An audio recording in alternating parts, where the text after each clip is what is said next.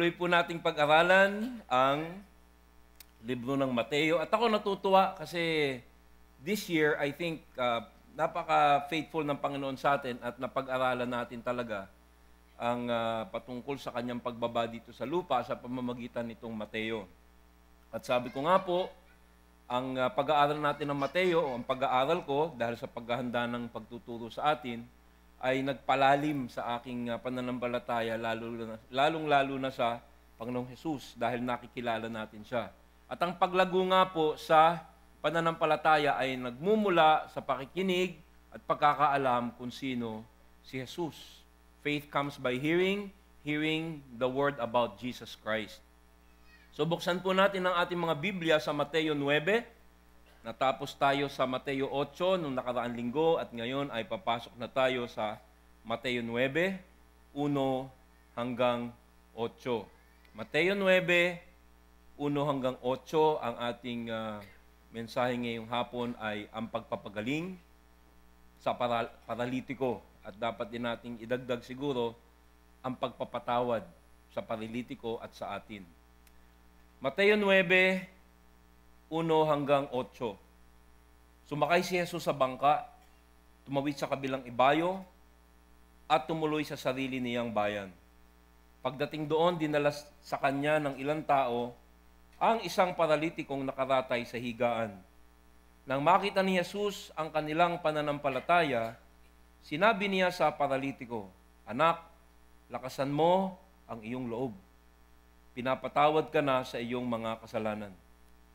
May ilang tagapagturo ng kautusan na naroon at sinabi nila sa kanilang sarili, "Nilalapastangan niya ang Diyos." Alam ni Jesus ang kanilang iniisip, kaya sinabi niya, "Bakit kayo nag-iisip ng ganyan? Ano ba ang mas madali ang sabihin? Pinapatawad na ang iyong mga kasalanan? O ang sabihing, tumayo ka at lumakad? Ngunit upang malaman ninyo na ang anak ng tao ay may kapangyarihang magpatawad ng mga kasalanan dito sa lupa, sinabi niya sa paralitiko, tumayo ka, buhatin mo ang iyong higaan at umuwi ka na. Tumayo nga ang lalaki at umuwi. Nang makita ito ng mga tao, sila'y natakot at nagpuri sa Diyos na nagbigay ng ganitong kapangyarihan sa mga tao. Manalangin po muli tayo. Panginoon, binabati ka po namin ng advance happy birthday. Hindi po namin alam kung December 25 na yun, pero kami po'y nakatitiyak na bumaba nga po kayo.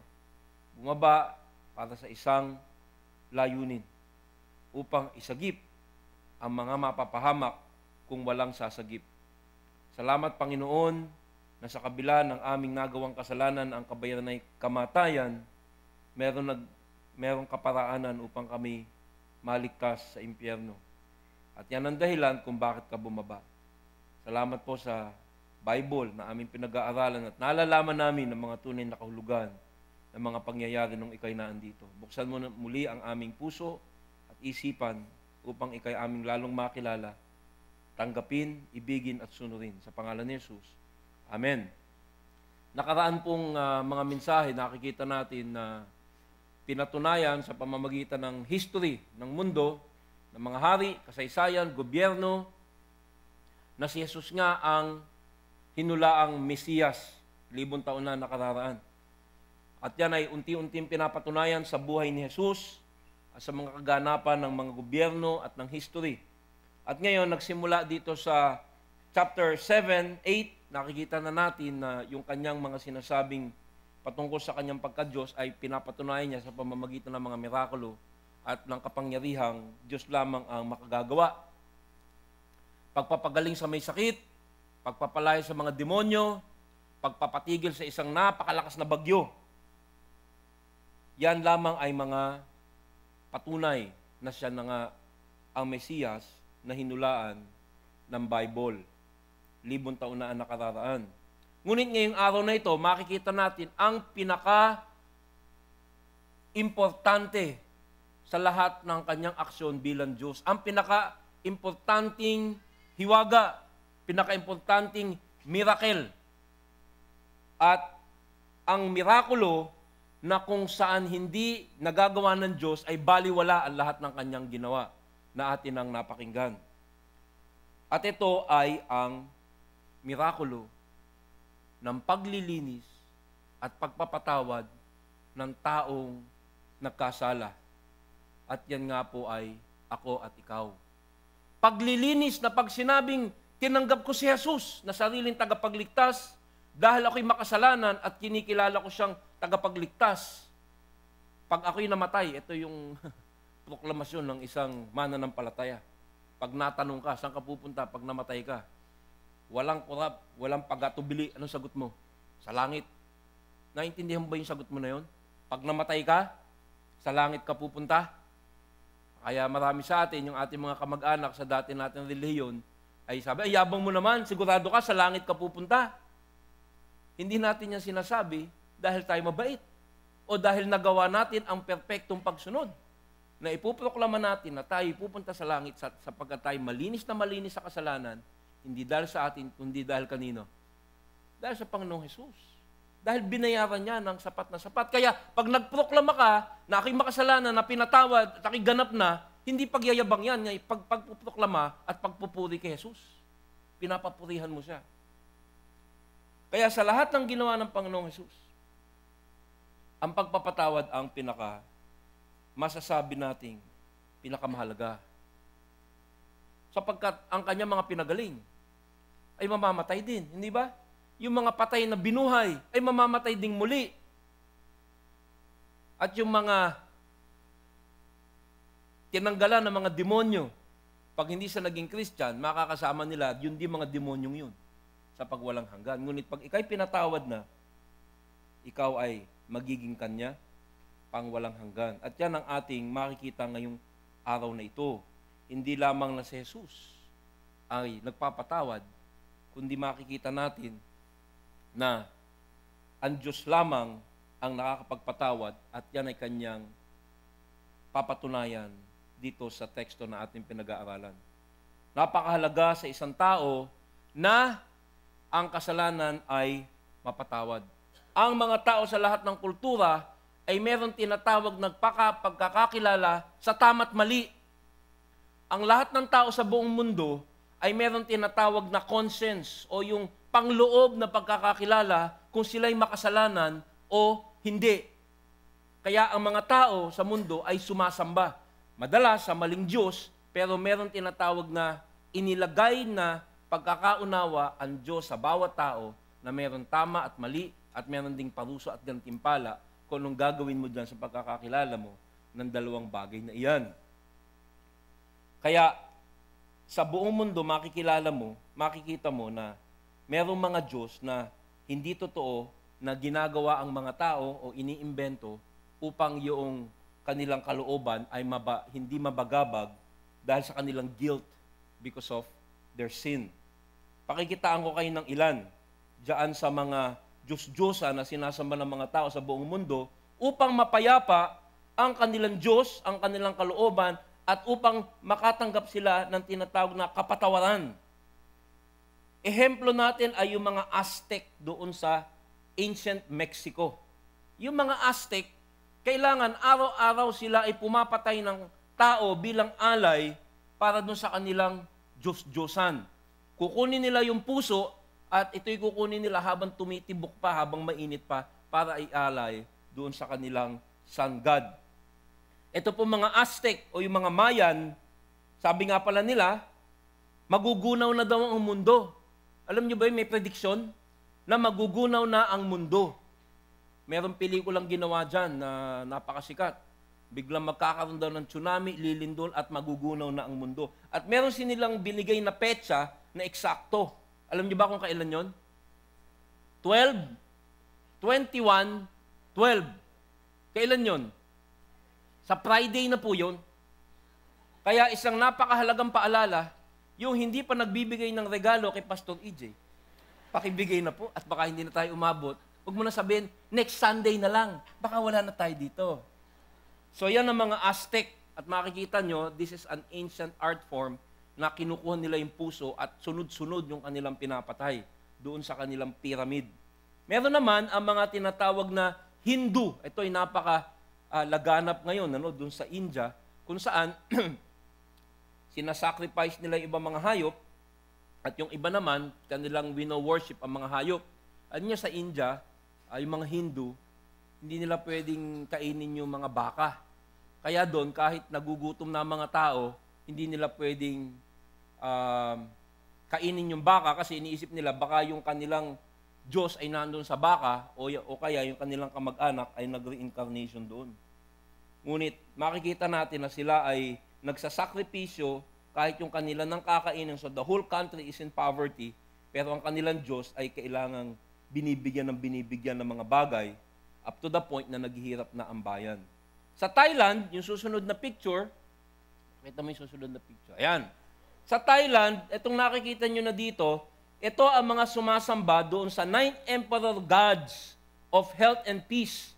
Ito ay pinagdiriwang taon-taon, 9 Emperor Gods of Health and Peace of Mind. So sa siyam na araw, yung mga deboto, tinutusok nila ng tinutusok yung kanilang mga sarili. Ito makikita mo, pinapasok niya yung mga espada sa kanyang muka sapagkat habang madami kang mga butas-butas sa katawan at mga hiwa-hiwa, bawat butas, bawat hiwa ay nagiging kalugod-lugod na handog doon sa 9 gods. Yan ang mga Diyos na inimbento ng tao. Dito naman sa China, etong makikita niyong picture, pakita mo yan, sibat naman yan. Yan ay si Sam Hong Hu. Sam Hong Hu, yung pong may butas sa pisngi. Nagpapa-facial yata yan, napalaki nung tagyawat niyang tinatanggal. Hindi ho. Yan ay si Sam Hong Hu na sa kanyang pag-aalay ng kanyang sarili dun sa vegetarian God. Yan naman po ay inaalay nila sa tinatawag na vegetarian festival. At ginagawa niya yan sapagkat sa kanilang religion, ang tao na gumagawa niyan, kung ano-anong ginagawa sa kanya, sapagkat diyan lamang sila patatawarin ng kasalanan ng vegetarian God. So, ang binabayaran niya yung buong community. Ito naman susunod kong papakita sa inyo, ito yung tinatawag sa Hindu na Taipusen. Ibig sabihin, talagang sasabitan ka ng kung ano-anong alambre, mga fishhook, at mas marami kang isabit, at hahatak sila ng kariton papunta dun sa templo. Hindu Taipusen, ang tawag dun sa mga kabit na yun, those are vel, ang tawag doon vel, at bawat nakakabit dyan ay nagkakaroon ng pag-aapis dun sa kanilang God. Yan ang mga Diyos na kilala ng mundo. Malulupit, matatapang, kailangang ibigay mo ang iyong dugo at buhay, kabuhayan sa kanila. Pero hindi yan ang Jesus na kilala natin. Our God is totally unexpected. Hindi mo inaasahan na ang Diyos bababa para ibigay ang kanyang buhay sa atin. Ang mga religion sa mundo, baliktad. Yung Diyos nila, ang bibigyan mo sa atin, it is Christ who gave His life for us para mapatawad ang ating kasalanan. So you can say that Jesus Christ, the true God, is totally unexpected. Hindi mo inaasahan. Meron pa ako isang papakita sa inyo na siguro pamilyar. Ayan, ito pa yung Taipusen pa rin yan. Nasagasaan yata ng bisikleta tong maman to. Okay, makikita mo yung mga Diyos ng mga na mali, mga elaborate. Next, nakakatakot. Nakakatakot yung mga Diyos. At kung ano dapat mong gawin para ikay kanilang patawarin. Ito, ano nyo ba to? Nare-recognize nyo? Next. Yan. Ano yan? Saan yan? Tip, sisig. Sa Pampanga yan, kinukunan. Pero yung, anong tawag sa Tagalog yan? Penitensya, okay? Hindi nyo alam, ang simula niyan, actually, hindi lang para sa tao yung ginagawa niya yan para mapatawad ng sarili niyang kasalanan. Actually, originally, ang tradisyon, gagawin mo yan at ang hahataw sa iyo yung mga tao doon sa komunidad. Sapagkat ang binabayaran mo ay hindi mo lang kasalanan, pati yung kasalanan ng barangay. That's the original concept. Kaya makikita mo dito yung mga bata, yung mga matatanda, hinahampas siya dahil inaako niya yung kasalanan ng buong bayan. It's a distortion of the message of Christ. Pero hindi lang sa Pilipinas yan ay ginagawa pa rin sa Spain, sa Mexico, sa Italy. Pero sa Pilipinas, yung pinaka-extreme kasi dito, may pinapako pa sa atin dito. Pero wala yan. Sapagkat yung ginagawa na yan, ng tinatawag na flagellation, pag-aapi sa mga God, ay ginagawa rin ng mga Muslim extremists. Pero hindi ho latigo o yung pamalo ang ginagamit nila, kundi espada. So yan, makikita mo. Okay, tanggalin mo na, baka hindi na kayo makatulog. Mamayang gabi. Pinakita ko yan sapagkat ang ating pag-uusapan ngayong hapon ay kabaliktaran. Makikita natin na ang prinsipyo ng kasalanan ay naandyan, basta tao ka, naandyan yan sa puso mo. God wired you para ma-recognize mo na merong kasalanan sa buhay mo. At ang lahat ng tao sa mundo, ginawa ng Diyos bilang awa, pag meron kang naramdaman na kasalanan sa buhay mo, gusto mo ito ay mapayapa. At dahil dyan, ikaw ay tatawag sa Diyos pag narinig mo ang Ebanghelyo. At ngayon, makikita natin na pinapatunayan ni Jesus na siya ay isang Diyos na hindi lamang pumapayapa sa bagyo, nagpapagaling sa may sakit, nagpapalayas ng demonyo. Higit sa lahat, siya ay Diyos na may kapangyarihang magpatawad upang ang lahat ng kasalanan ng isang tao na kanyang nagawa, kung siya lamang ay mapapakumbaba, ay mapapatawad ng malinis na malinis at walang pagdududa. So meron pong 6 na bagay tayo na gustong tandaan dito sa ating pag-aaralan. Unang-una, makikita natin ang pananampalataya ng mga taong lumapit kay Jesus, kapatawaran na ibinigay ni Jesus, pagtanggi ng mga taong walang pananampalataya, lubos na karunungan ni Jesus, lubos na kapangyarihan ni Jesus, at lubos na takot nung nakakita ng mga ginawa ni Jesus. So simulan po natin ang ating tinatawag na obserbasyon. Ang gagawin natin ngayong hapon, pag-aaralan natin yung tekstong binasa natin sa pamamagitan ng itong 6 na obserbasyon. Ito yung tinatawag na implication. Ano ba yung implikasyon ng mga sinulat sa Bible patungkol kay Jesus? Pag narinig mo yung katotohanan na yon, naririnig mo, naunawaan mo, bawat isa dito, meron dapat implikasyon yan. Dahil sa narinig mo, dahil sa naunawaan mo na historya ni Jesus, ano ngayon ang implikasyon sa buhay mo? Kaya sisimulan po natin ang unang implikasyon na ating mapapansin ay ang pananampalataya o faith. Sabi sa Mateo 9:2, pagdating doon, dinala sa kanya ng ilang tao ang isang paralitikong nakaratay sa higaan na makita ni Jesus ang kanilang pananampalataya. So, ang background po nito, si Jesus nagpapagaling doon sa buong bayan ng Capernaum at sa paligid ng Sea of Galilee. Pinapakita na niya ang kanyang kapangyarihan habang siya ay naghahayag ng mga katuruan sa langit. At dahil dyan, naku po, bumugso ang mga taong lumalapit sa kanya. Para siya ay hinga ng mga mirakulo. Yung ibang lumalapit sa kanya, talagang gusto siyang sambahin. Ngunit marami rin nagpunta lamang doon, hindi para siya isambahin, kundi para makatanggap lamang ng pagkain at ng mga mirakulo. Ngayon, itong mga lumapit sa kanya ay magkakaibigan o malamang magkakamag-anak at merong isa na paralitiko. Ito yung quadriplegic. Talagang marami kasing tinatawag na cripple. Ito yung pinakamalala kasi hindi siya makagalaw talaga. Kailangan 4 na tao ang bumuhat sa kanya. At sinabi ni Jesus, nakita ni Jesus ang kanilang pananampalataya. Unang-una, napaka-agresibo nung ginawa nila. Nung hindi sila makapasok sa bahay, anong ginawa nila? Binutas yung bubong. Ganong katindi. Siguro, minsan tayo, pag meron tayo hinihingi kay Lord, medyo nahirapan, wag na lang, tsaka na lang, daming tao. Ang nakita ni Jesus dito, talagang alam nila na pag nalapitan nila si Jesus, magagawa ni Jesus na pagalingin itong paralitiko. Pero meron po tayong dapat tignan dito. Alam nyo, nung unang panahon, ang paniniwala ng mga Hudyo, lahat ng sakit, lahat ng paghihirap, lahat ng problema ay dulot ng kasalanan ng tao na may sakit. So sin, ang disease, o ang pagkapilay, o ang pagkabulag, o ang kahit anong dalamhati, ay nangyayari dahil nagkasala yung tao. Of course, that's wrong. Hindi totoo yan. Kahit ngayon may mga nagkakasakit, hindi dahil sila may kasalanan. Pero totoo na lahat ng sakit, lahat ng karamdaman, lahat ng problema, ang pinakadulong sanhi niyan ay kasalanan. Kasalanan nung ating mga ninuno ni Eva at si Adan.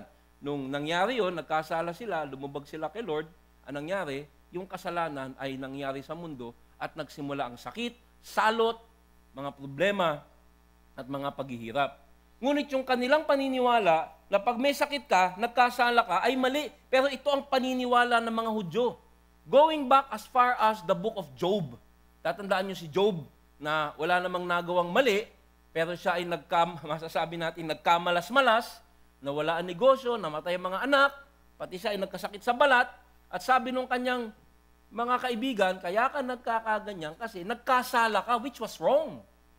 So itong paralitiko na ito, nung lumapit siya kay Jesus, hindi lamang siya may sakit, ngunit siya ay nakakahiya. Sapagkat ang isang paralitiko na napakatindi ng karamdaman, hindi makagalaw, ay tinitingnan ng lahat na isang matinding makasalanan. Dahil lahat ng sakit ay dulot ng kasalanan ng taong may sakit. Nakukuha niyo po ba? Makikita natin yan sa Juan 9:1-2, yung ganyang pag-iisip. Sabi, sa paglalakad ni Jesus, nakita niya ang isang lalaking ipinanganak na bulag. Tinanong siya ng kanyang mga alagad, Guro, sino po ang nagkasala at ipinanganak na bulag ang lalaking ito? Siya ba ang nagkasala o ang kanyang mga magulang? So naandun yung perception na yun. At ang paglapit nitong mga ito, lalong-lalo na yung paralitiko na hindi makagalaw, baldado, kay Jesus ay isang masasabi nating pagpapakumbaba. Kahit nakakahiya, kahit napakahirap, lumalapit siya kay Jesus. At yan ang napansin na pananampalataya ni Jesus. Kaya dito sa ating pambungad na verse, nang makita ni Jesus ang kanilang pananampalataya. Meron po tayong makukuhang prinsipyo dyan. Lahat siguro tayo dito may mga dinadalang problema, meron mga kalituhan sa buhay. Ang implikasyon nitong ating binabasa, pag ang iyong pananampalataya kay Jesus, kahit desperado na ang iyong kalagayan, kung ang iyong pananampalataya ay malakas pa rin, ito'y kanyang napupuna. At ito ang tinatawag na pananampalatayang nakalulugod sa kanya. Nakalulugod pala kay Jesus, pag ang iyong pananampalataya ay malakas, lalong-lalo na kung ang nangyayari sa iyo ay nakakapanghina. By their persistence, yung kanilang pagpupursigi, sila ay napansin ni Jesus. Ako, personally, pag meron akong problema, talagang sabi ko, Lord, I cry to God. At nga nakita ko na napag-aralan ko to na natutuwa pala ang Diyos yung mga panalangin desperasyon. Yung panalangin, tulad ng paralitiko, wala ka na magawa, hindi ka na makagalaw, at sa Kanya ka na lang tumatawag, at ang iyong pananampalataya ay napakalakas pa rin. Lumapit siya kahit siya siguro ay pinagchichismisan. Kita mo yan, siguro ang tindi ng kasalanan yan. No? Kasi merong pilay sa paa, sa kamay, pero ito talagang baldado, completely 100%. Siguro ang tindi ng kasalanan yan. Nakakahiyang lumabas ng ganito, ngunit makikita natin, hindi lang ang kanyang pananampalataya, kundi ang kanyang pagpapakumbaba.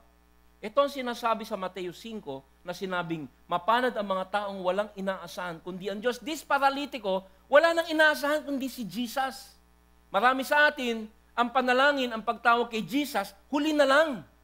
Ano? Pag yung wala ka nang magawang talagang magawa sa iyong problema, last resort na si Jesus.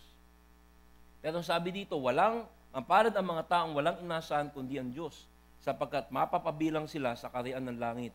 Mapapalad ang mga nagdadalamhati, sapagkat aaluin sila ng Diyos. Makikita natin sa ating mga pinag-aralan sa mga nakaraang linggo at buwan, na nagpapagaling ang Diyos sa mga taong merong maliit na pananampalataya. Nakita natin sa ating mga istorya sa buhay ni Jesus, sa kanyang pakikihulibilo sa mga tao, sa paggawa niya ng mga mirakulo, na meron siya mga pinapagaling na tao, tinutulungan mga tao, kahit maliit lang yung kanilang pananampalataya. Di ba? Sabi niya nga, kahit ang pananampalataya mo ay kasing liit lamang ng butil ng binhi, ito ay malaki na ang magagawa. Nakita din natin na meron siyang pinagagaling at tinutulungan kahit walang pananampalataya. Yung alipin ng sundalong Romano, kaya gumaling, hindi dahil sa may pananampalataya yung alipin. Walang pananampalatayang sinabi sa Bible. Pinagaling dahil sa pananampalataya ng kanyang amo. So makikita natin na minsan nagpapagaling si Lord kahit maliit na pananampalataya. Minsan tumutugon si Jesus kahit wala kang ang pananampalataya. Pero mapapansin mo na si Jesus ay tuwang-tuwa at talagang gumagalaw sa buhay ng mga taong nagpapakumbaba at may malaking pananampalataya sa Kanya. At makikita ng Diyos na malaki ang iyong pananampalataya pag ang iyong sitwasyon ay desperado, ngunit nananampalataya ka pa rin sa Kanya. Nakukuha mo? Diyan mo mapapakita kung ang iyong pananampalataya sa Kanya ay tunay. Kung lahat ay maayos, kung mahahawakan mo na, nahihipo mo na yung solusyon, malapit na, at may pananampalataya ka, normal lamang yun. Ngunit kung wala ka nang magawa, wala nang cancer na ang sakit mo, wala ka ng pan-tuition fee, mukhang kawawa ka na at ang iyong pamilya, ngunit salamat, Lord, sa gitna ng aking luha, naniniwala pa rin ako na meron kang ginagawa at hindi mo pababayaan na yung mga anak. Alam mo, nangangatog ang mga demonyo sa ganyang klaseng pananampalataya. Sapagkat ang pananampalatayang yan ay pananampalataya ng baldado na wala nang magawa, ngunit ang kanyang pananampalataya na andyan pa rin. Ito ay katulad ng pananampalataya na pinakita nung centurion na, Lord, hindi mo na kailangan pumunta sa bahay namin. Sabihin mo lang, gagaling na ang aking alipin. What faith, sabi ni Jesus.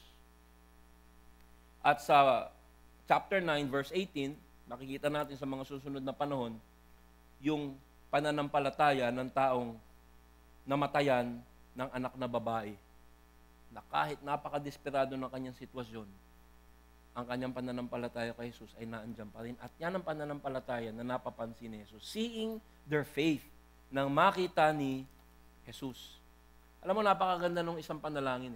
I believe, help my unbelief. Kasi siyempre gusto natin nung pananampalataya ng paralitiko.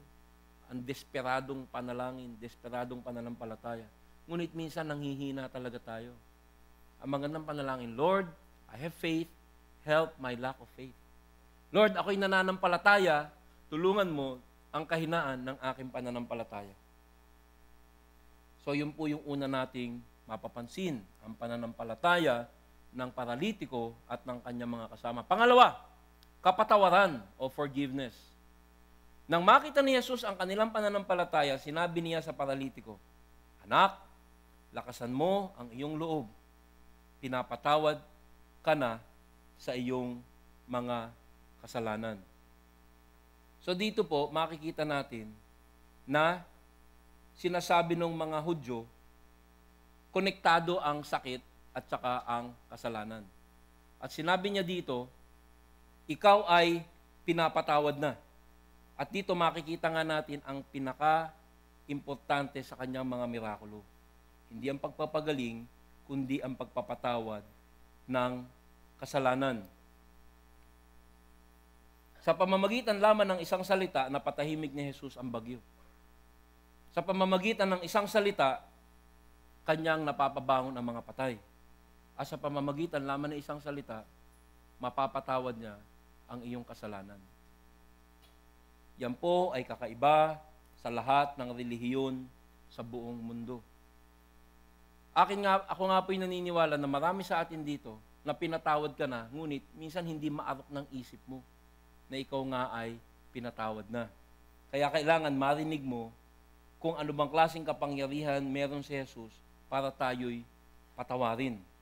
Yung sinatawag na pagpapatawad ni Jesus dito, yung forgiven, ay napakatinding salita, iting api emi. Ang sinasabi, kukunin ko yung kasalanan mo at itatapon ko. Yun yung verb. Sino dito ang matindi ang nakaraang buhay? Punong-puno ng kasalanan. Ako po, isa na doon. Ano? Pero nang natutuhan ko ang mga katuruan ng Diyos kung paano niya alisin ang kasalanan sa buhay ng isang tao, yung pananalig ko kay Jesus lalong lumalakas. Kasi hindi ako makapaniwala na sa pamamagitan lamang ng pag-amin at pagtanggap ng may pananampalataya kay Jesus, Kanya nang tatanggalin ng buong buo ang aking kasalanan. Na pag ako'y namatay, para na akong perfect, as if wala akong nagawang kahit isang kasalanan. Kaya sa salmo o sa awit, ibinibigay ang tindi kung papaano ba inaalisan tayo ng Diyos ng kasalanan. Pag sinabi niyang, your sins are forgiven, pinapatawad ka na, napakalakas po ng Old Testament testimony to that. Sabi sa awit, kung gaano kalayo ang silangan sa kanluran, ayon din niya inalis sa atin ang ating mga kasalanan. Kung paano nahahabag ang ama sa anak niya, gayon siya nahahabag sa may takot sa kanya. Sabi sa Jeremias 31, ako'y makikilala nilang lahat mula sa pinakaaba hanggang sa pinakadakila, sapagkat patatawarin ko sila sa kanilang kasalanan at kalilimutan ko na ang kanilang kasamaan. Sabi ko nga po sa inyo, lahat ng tao sa buong mundo, God wired us na malaman natin na tayo'y may kasalanan. Kaya kahit mga maling religion, makikita mo, ang ginagawa nila, gumagawa sila ng ano-anong mga bagay para yung kanilang sense of guilt o yung kanilang perception ng kanilang kasalanan ay maibsan. Sapagkat napakabigat sa isang tao na hindi mapatawad sa kanyang kasalanan. Kaya tutusukin na nila yung kanilang mga sarili ko, ano nang paggagawin nila. Sapagkat napakatindi ng tinatawag na guilt. And that is God's gift. Marami sa atin dito, naging Kristiyano sapagkat hinipo ka na ni Lord. Sinasabi, alam mo, ikaw ay hindi makadiyos, ikaw ay aking kaaway, pag hindi ka tumawag sa akin, ikaw ay mapapahamak. So pag nangyari sa isang tao yan, hahanapin niya ang kapatawaran. At meron 3 bagay na gagawin ng isang tao matapos niyang matanto na siya ay isang makasalanang tao o gustong-gusto niya na gumawa ng masama. Kahit sa anong kultura, ganito ang nangyayari. Unang-una, pag nakita mong ikay makasalanan, maghahanap ka ng solusyon. Ano kaya yung mga nakita natin kanina sa picture, naghahanap ng solusyon yan para maibsan yung kanilang perception ng kasalanan. Ang una, maaaring lumapit ka sa Diyos. At marami sa atin dito, kaya ka naan dito, sapagkat guilty ka, alam mong makasalanan ka, hindi ka nabigla na ang kabayaran ng kasalanan ay kamatayan. Nung narinig mong ebanghelyo, yan ang gusto ko. At isinuko mo ang buhay mo kay Jesus. Dahil naramdaman mo na meron kang kapayapaan pag iyong hindi ikinaila na ikay makasalanan at nang tinanggap mo si Jesus, nagkaroon ka ng kapayapaan. At hanggang ngayon, maaaring magkasala ka pa rin, ngunit babalik ka kay Jesus. Yan ang tunay na Kristiyano. Sapagkat hinahanap mo ang kapayapaan ng dinudulot ng pagsisisi at paghingi ng tawag at paglapit sa Diyos. So yan yung unang reaksyon. At ako'y naniniwala na marami sa atin na kaya tayo naandito dahil yan ang ating reaksyon sa kasalanan. Pero may mga tao na ang kanilang reaksyon sa kasalanan ay hindi para maghanap ng kapatawaran. Kung hindi, ang ginagawa nila, dinedesensitize nila yung conscience nila o ikinakaila nila na yung ginagawa nila ay masama. Hindi naman kasalanan yan. Okay lang naman, intindihan naman siguro ni Lord kung ba't ko ginagawa yan. So, anong nangyayari, imbis na maghanap ka ng kapatawaran, humingi ka kay Lord ng kapatawaran at magsisi, ang ginagawa mo, tinatakpan mo ng tinatawag na karunungan para sabihin, okay lang yung ginagawa ko. Okay lang mag-inom paminsan-minsan. Okay mang babae paminsan-minsan. Naiintindihan naman siguro ni Lord. Pag ginawa mo yun, maya-maya, hindi mo na nararamdaman yung tawag ng kapatawaran. O pangatlo, ang gagawin mo, talagang titigasan mo yung puso mo. Wala yan. May mga kilala akong ganun. Ito lang linggo na to, meron akong kilala, ganun nangyari sa kanya. Talagang yung kasalanan niya, pinanindigan niya. Imbis na maghanap ng tagapagligtas na magpapatawad sa kanya, tinigasan niya yung kanyang puso at ini-enjoy niya na lang yung kanyang kasalanan. Ngunit itong paralitikong ating pinag-uusapan dito, hindi ganyan ang kanyang ginawa. Inamin niyang siya'y makasalanan, nagpakumbaba siya, at nakita ni Jesus ang kanyang puso. Pag ganyan na nangyari sa isang Kristiyano, makikita natin sa Efeso 2 na tinatanggap siya ni Jesus at lumalago ang kanyang pagpapalinis ng kanyang puso. Sabi sa Efeso 2, sinunod ninyo noon ang masamang takbo ng mundong ito at napailalim kayo sa prinsipe ng kasamaan. Ang espiritong naghahari sa mga taong ayaw pasakop sa Diyos. Ang totoo, tayong lahat ay dati ring namumuhay ayon sa ating laman at sumusunod sa masamang hilig ng katawan at pag-iisip. Kaya't sa ating likas na kalagayan, kabilang tayo sa mga taong kinapupuotan ng Diyos. Sabi sa Roma 7:19, sapagkat hindi ko ginagawa ang mabuting gusto ko, ang masamang hindi ko gusto, ang sakong ginagawa. Sa yun yung pagkakaiba ng Kristiyano. Dati yung ginagawa natin ay tuloy-tuloy na kasalanan, ngunit nang tayo ay humingi ng kapatawaran kay Jesus, ngayon kahit nagkakasala tayo, bumabalik tayo, tuloy-tuloy tayong humihingi ng kapatawaran sa Kanya. Napansin ni Jesus ito kasi tulad nung sinabi ko, karamihan na nakapaligid kay Jesus noon, hindi kapatawaran ng hinahanap, kung hindi benepisyo. Yung mga mirakulo, mga pagpapakain, at pagpapagaling. Dito sa ating mundo ngayon, marami ding tao sa simbahan na pumupunta sa simbahan hindi upang humingi ng kapatawaran sa kanilang mga kasalanan. Kung hindi, may mga sumisimba kasi iniisip nila parang good luck. No? Parang they come to church pero makikita mo hindi sila sumusunod kay Jesus. Sumisimba sila once a week pero sa buong linggo hindi mo makikita na merong ebidensya yung kapatawaran na kanilang natanggap. Bakit? Kasi yung kasalanan tuloy-tuloy pa rin. Ang taong napatawad, muhing-muhi ng magkasala. Tulad nga nung binasa natin sa Roma 7, maaring magkasala ka pa rin, ginagawa mo yung mga bagay na hindi mo gawin, gustong gawin, ngunit bumabalik ka doon sa tama. Sapagkat ang kapatawaran ay napaka-importante sa iyo at sa kapayapaan ng iyong buhay. Huwag po tayong magkamali, sapagkat ang taong hindi pinatawad ay siguradong may hahantungan na isang bagay, at yan ay ang impyerno.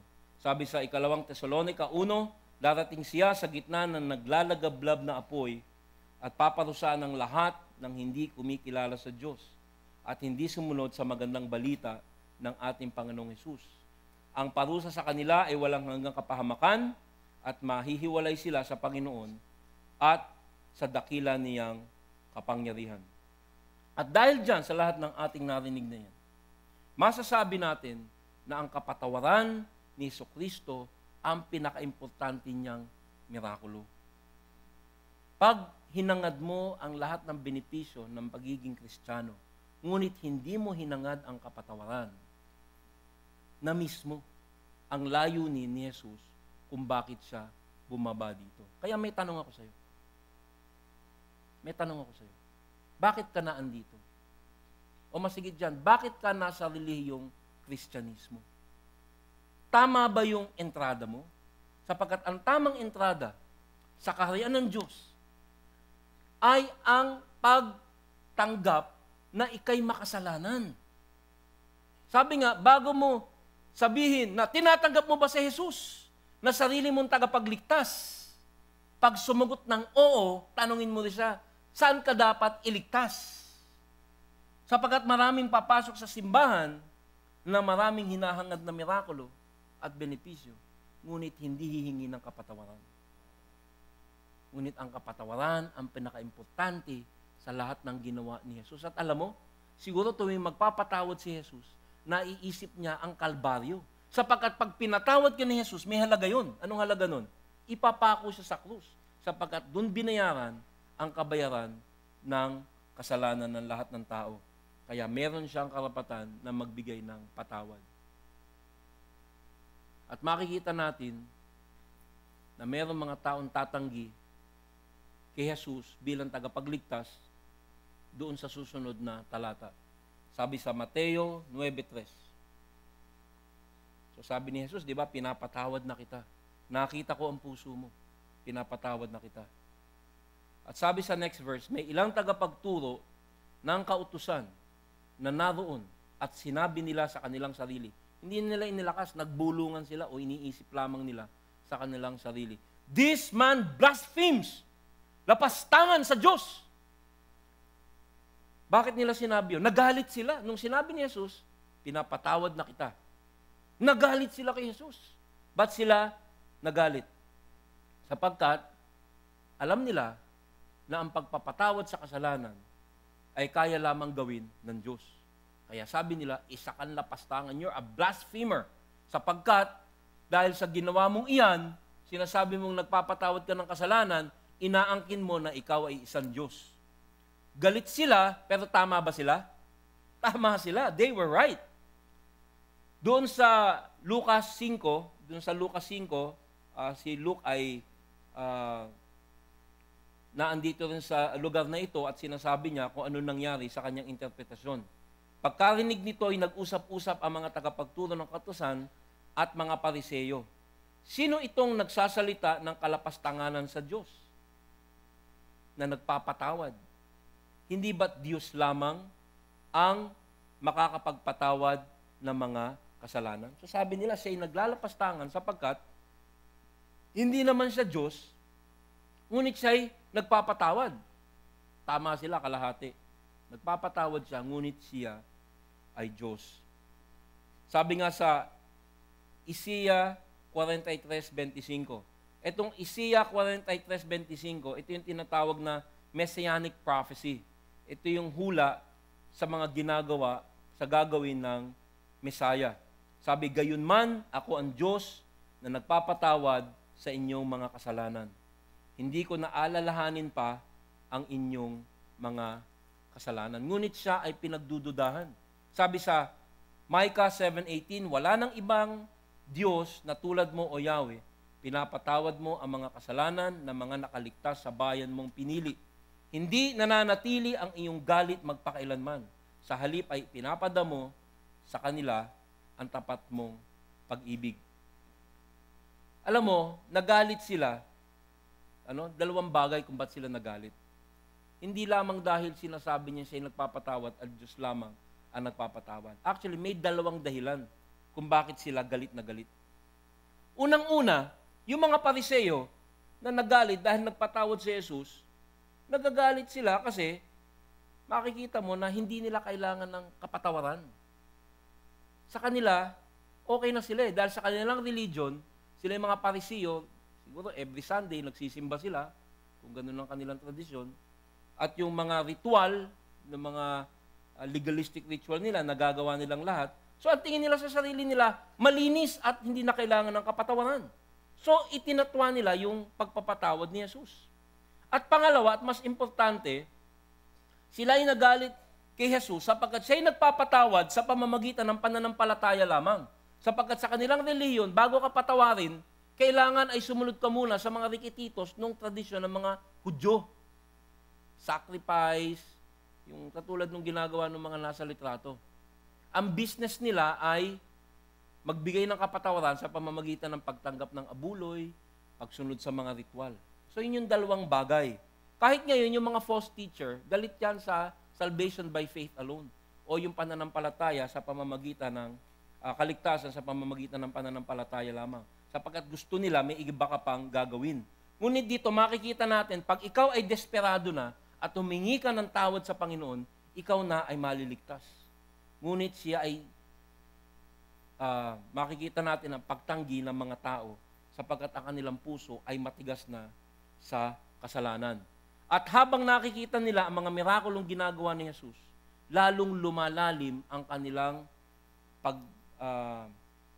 pagdududa at lalong tumitigas ang kanilang puso.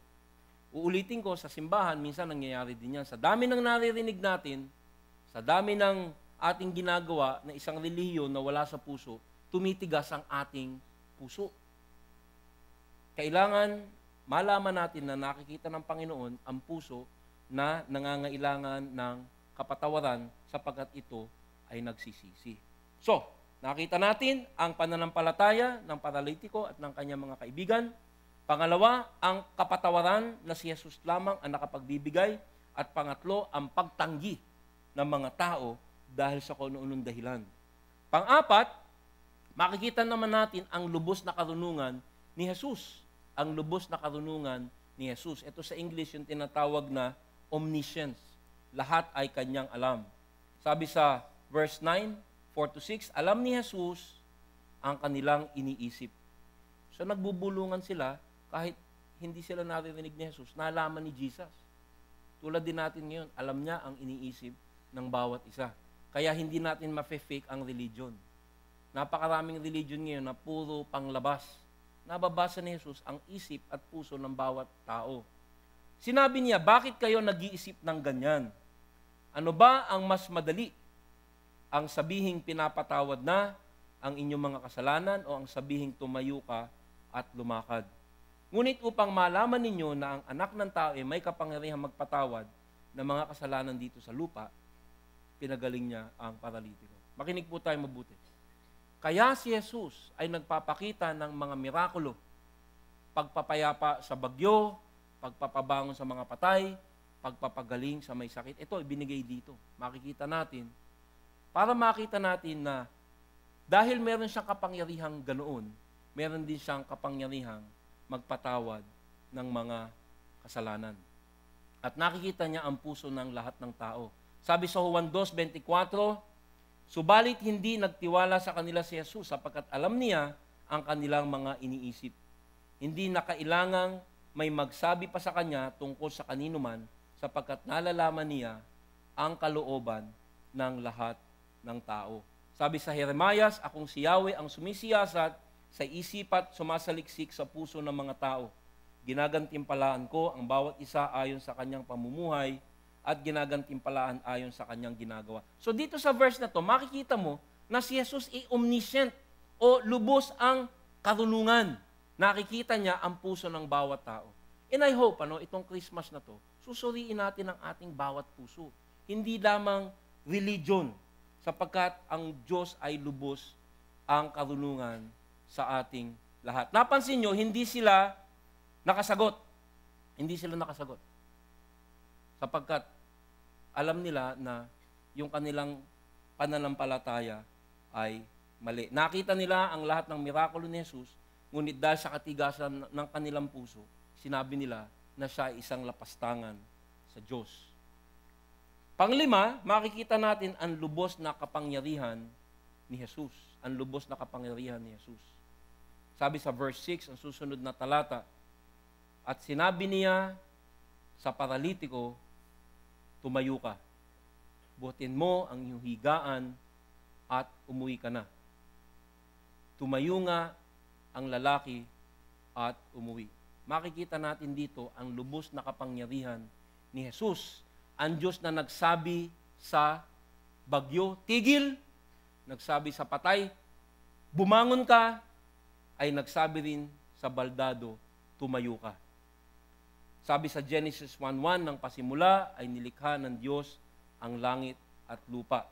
Sabi sa Genesis 1:3, sinabi ng Diyos, magkaroon ng liwanag at nagkaroon nga. At sabi dito ngayon sa Matthew 9, tumayo ka at siya nga ay tumayo. This is the omnipotence. Ito ang lubos na kapangyarihan ni Jesus.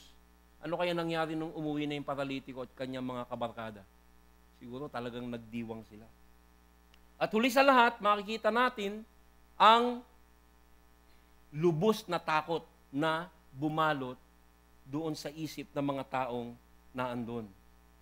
Nang makita ito ng mga tao, sila'y natakot at nagpuri sa Diyos na nagbigay ng gantong kapangyarihan sa mga tao. Nung nakita nila na yung paralitiko sa isang salita lamang ni Jesus ay tumayo at napagaling, ano ang kanilang reaksyon?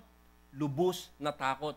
Sabi, itong word na takot, sinabi ko sa inyo, the last time, meron dalawang Greek interpretation. Yung isa, yung takot nung mga nasa bangka, nung bumabagyo, natakot sila nung bumagyo. Natatandaan nyo yung Greek term na yon, yung dilos.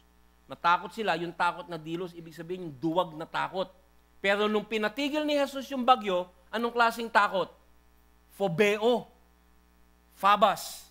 Yung takot na ang original na lengguwahe sinasabing phobos o doon natin nakuha yung salitang phobia. Na-terrorize sila sapagkat nakita nila na itong taong ito ay hindi tao, kung hindi isang Diyos. Yang word na phobos o yung takot ay makikita din natin nung nakita ng mga disipulo si Jesus na naglakad sa tubig sa Matthew 14:26. Phobos. Makikita din natin yung word na phobos o yung lubhang pagkatakot nung binuhay ni Jesus ang anak ng widow sa Nain sa Luke 7:16. Makikita din natin na yan ang reaksyon ng mga tao nung pinalayas ni Jesus ang mga demonyo doon sa Gerase, doon sa Matthew 8:28. Makikita din natin ang ganyang klaseng pagkatakot ng mga tao nung marinig ng mga pastol ang mga anghel na kumakanta. Ang takot na iyan ay nakikita din natin sa Mateo 28:2-4, doon sa nicho o sa libingan ni Jesus nang makita ng mga sundalo na ang mga anghel ay tinanggal ang bato na nakatakip doon sa puntod ni Jesus. They were terrified. Nagkapobya sila. Makikita din natin yung word na phobos o yung matinding pinakalubhang pagkatakot nung makita ng mga babae na wala na si Jesus doon sa kanyang puntod sa Mateo 28:8. Nakita din natin ang word na phobos o phobia, of great fear. Nung pinatay ng banal na Espiritu Santo sa simbahan si Ananias at Sapphira nung sila ay nagsinungaling sa banal na Espiritu Santo. At yung word na phobos, makikita natin yan sa mga huling sandali. Siguro naman hindi pa this Friday yung end of the world. Pero pag nagkaroon na ng pagkagunaw ng mundo, sabi sa Luke 21:26, men will be terrified. Phobos, fear of God sa mga huling sandali. Itong word na to, itong phobos, ay ginagamit lamang sa bagong tipan pag ang mga tao ay nakakita, nakaranas ng galaw ng Diyos sa kanilang kalagitnaan. Ano kaya mangyayari kung biglang bumaba si Jesus Christ dito? Sino dito may mga sakit sa puso? Umauna na tayong lahat. Sapagkat sigurado matatakot tayo. Hindi tayo takot sa Kanya sapagkat siya'y malupit, katulad ng mga nasa picture, kung hindi yung talagang kabanal-banalan, kataas-taasan, ay biglang nasa harap mo, you will be fearful, you will be phobic. At yan ang mga naging reaksyon ng mga taong nakakita nung pinatayo ni Jesus ang paralitiko. At sa pagwawakas, masasabi ko na yung klase ng takot na yan ang dapat din nating ipamalas. Hindi yung takot kasi baka tayo'y tusukin o butasin ng muka o tayo'y hiwain ng mga Diyos. Kung hindi, natatakot tayo sapagkat nakikita natin sa pamamagitan ng pag-aaral ng salita ng Diyos na si Jesus ay hindi lamang mabait, hindi lamang maamo, hindi lamang tagapagligtas, kundi siya'y lubos na makapangyarihan. At dahil dyan, ang isang Kristiyano dapat namumuhay ng may takot sa Diyos. Muli, hindi takot dahil siya'y malupit na Diyos, kundi dahil siya'y lubos na makapangyarihan Diyos. Ako masasabi ko, ang pinakamatindi kong takot ay yung malayo sa aking Panginoon. Pag natukso ka, gumawa ka ng masama, baka malayo ka sa Kanya.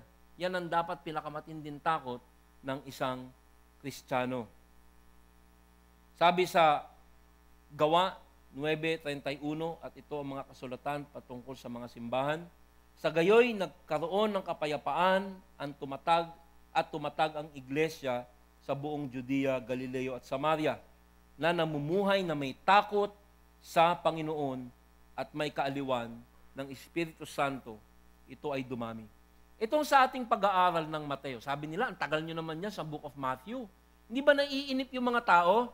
Sabi ko, minsan, yung sermon nakakaaliw, minsan, interesting, minsan, nakakaantok, kaya lang, naturuan ko na yung aking kongregasyon na matulog ng bukas ang mata, so okay lang, naririnig pa rin nila kahit nananaginip na sila. Pero, hindi yan ang importante dito sa ating pinag-aaralan. It's important na tayo ay tapat sa pag-aaral ng salita ng Diyos. Sapagkat lahat yung impormasyon na yan, pumapasok sa isip natin yan. At pag nasa isip mo yan, yan ang gagamitin ng banal na Espiritu Santo para palakasin ang iyong pananampalataya. Alam nyo, kaya kong tumayo dito, maraming time, napapatawa ko kayo, hagik-gikan kayo, sumasakit ang tiyan, gumugulong, nalalaglag ang pustiso, sa kakatawa, kaya ko rin magkwento ng napakagandang kwento. Pero napapansin nyo, ang instruction ko sa lahat ng pastor, maging matapat sa pagsasalaysay ng lahat ng laman ng Matthew, verse by verse. Ito, medyo mahirap tong sermon na to sapagkat theologically, medyo malalim siya. Pero ang mga Kristiyano kasi, pag narinig to, yung epekto wala sa pastor yan. Ang gagalaw niyan sa buhay niyo, yung banal na Espiritu Santo, na kinuha yung totoong narinig nyo, katotohanan ng narinig nyo, at gagamitin yan sa inyong buhay. Ngayong araw na ito, masasabi natin na itong sermon na to, masasabi natin na may aplikasyon, pero merong implikasyon. Sapagkat nakikilala natin yung tinatawag na katangian ng Diyos. Yung kanyang lubos na kapangyarihan, yung kanyang lubos na kaalaman, yung kanyang pagiging maawain sa mga nagpapakumbaba, humihingi ng tawad. Dahil dyan, hindi tayo takot sa Kanya dahil siya'y malupit, ngunit takot tayo na malayo sa Kanya. Sabi nga dito sa awit, natatag ang mga simbahan sapagkat namumuhay na may takot sa Panginoon at may kaaliwan ng Espiritu Santo at sila ay dumami. Sabi sa awit, 111, Jess, ang pagkatakot sa Panginoon ay pasimula ng karunungan. Ito po yung magiging effect pag naririnig nyo yung katuruan sa Bible na ganito kadetalyado. Ano? Magkakaroon ka ng healthy fear. Maaalala mo, for example, pag meron kang dinadanas na pagdududa, na parang humihina ang pananampalataya mo, maaalala mo yung paralitiko. Ano? Papaalala sa'yo ng Holy Spirit yan. EJ, tatandaan mo yung sermon ni Pastor EJ nung 10 years ago tungkol sa paralitiko. Naggalak sa kanya si Jesus sapagkat yung kanyang pananampalataya ay napakalakas. Sapagkat nakikita ni Lord yung iniisip mo. So, dapat sa ating mga naririnig, sa ating pagkakakilala sa Diyos, nagkakaroon tayo ng pagkakakilala sa Kanya na magdadala sa atin ng kakayahang makasunod ng may kapangyarihan mula sa banal na Espiritu Santo. Babasahin ko na lang po ang mga huling talata sapagkat ito ay isang pagkilala sa mga Kristiyano na matapos nilang marinig ang mga patungkol sa katuruan, ang kanilang pamumuhay nagkaroon ng pagbabago at ng kalakasan. Sabi sa 2 Korinto 7:10-11, sapagkat ang kalungkutang buhat sa Diyos ay nagbubunga ng pagsisisi at pagbabago tungo sa kaligtasan. Ngunit ang kalungkutang dulot ng mundo ay humahantong sa kamatayan. Tingnan ninyo ang ibinunga ng kalungkutang buhat sa Diyos. Naging masikap kayo at masigasig na ipakilalang kayo'y walang kasalanan tungkol sa mga bagay na iyon. Na humuhi kayo sa inyong sarili, nagkaroon kayo ng banal na pagkatakot. Nanabik kayo sa aking pagdating, nagkaroon ng malasakit, hangaring maparusahan ang nagkasala. Pinakita ninyo sa lahat ng paraan na kayo'y walang kinalaman sa mga bagay na iyon. Yung 4 na kaibigan ng paralitiko at yung paralitiko, 2,000 na nakararaan, inaalala pa natin sila. Sila ay ginagawang object lesson ng Panginoon para sa atin. So sana ang inyong narinig ngayon ay magsilbing sandalan ninyo habang tayo ay naghihintay ng pagbabalik ng Panginoon. Pinagdiriwang natin itong Pasko. At ako'y natutuwa, in a sense, I'm happy. Hindi naman nagdoble, nagtriple ang ating numero dito sa CCF Tagalog worship service. Pero sinasabi sa akin ng mga D-group leader ninyo na ang uma-attend dito sa ating simbahan paghapon ay lumalalim ang pananampalataya. Nung una, parang hindi masyadong sanay sa gantong klaseng pagsesermon. Pero ngayon, pag hindi ka natapat sa pagpapaliwanag ng masinsinan, hinahanap na ng mga tao sapagkat natuto na tayo na tingnan ang salita ng Panginoon at hindi ang pag-aaliw ng mga pastor. So sana itong ating narinig ay magsilbing pampalakas sa atin. So nakita natin ang pananampalataya ng paralitiko at ng mga kasama niya. Nakita natin ang pagpapatawad ni Jesus sa maliit na pananampalataya nila. Nakita din natin na may mga taong tumanggi at mga tatanggi pa Nakita natin ang lubos na karunungan ni Jesus, ang lubos na kapangyarihan ni Jesus, at ang lubos na takot ng lahat na nakapaligid. Sana ang takot na iyon ay nauwi sa pananampalataya. Sana ang ating narinig ay mauwi sa malakas na pananalig sa ating Diyos na si Jesus. Tayo po'y manalangin. Panginoon, salamat po sa inyong pagbaba dito sa lupa. Salamat, Panginoon, at napakaliwanag na kayo ay nagpapatawad ng mga taong desperado. Lahat kami, Lord, desperado. Wala kahit isa dito sa amin na magsasabing ako'y pupunta sa langit dahil ako'y magaling o mabuti. Salamat na lamang, Panginoon, na ikaw'y maawaing Diyos, makapangyarihan Diyos. Sana, Panginoon, sa aming mga naririnig nitong buong taon at sa dadating na taon, mauwi ang aming pagkakakilala sa inyo, sa aming pagsisilbi at pagbibigay saya sa aming Diyos na naligtas sa amin. Salamat, Panginoon, mahal ka namin. Ito po ang aming samot dalangin sa pangalan ni Jesus. Amen. Palakpakan po natin ang ating Panginoon.